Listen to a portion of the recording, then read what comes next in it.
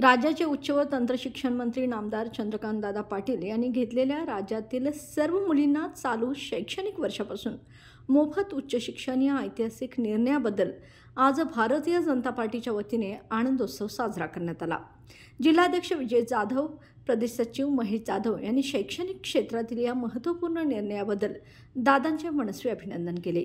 या शैक्षणिक निर्णयासाठी शासनाच्या वतीने 2000 कोटी रुपयांची तरतूद केली असून सरकारच्या या ऐतिहासिक निर्णयामुळे सर्वसामान्य कुटुंबातील मुलींच्या उच्च शिक्षणाचा मार्ग सुकर झाल्याचे मत याप्रसंगी जिल्हाध्यक्ष विजय जाधव यांनी व्यक्त केले।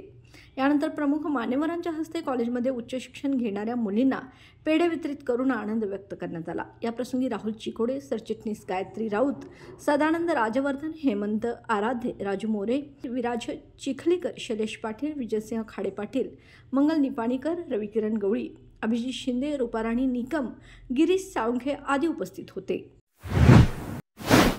Doctor Dattatray Chopde Patil MD homeopathic व doctor Pooja Chopde Patil MD homeopathic यांचे मातोश्री होमिओपॅथिक हॉस्पिटल ॲलर्जिक सर्दी खोकल्यापासून कॅन्सर पर्यंत होमिओपॅथिक उपचार उपलब्ध।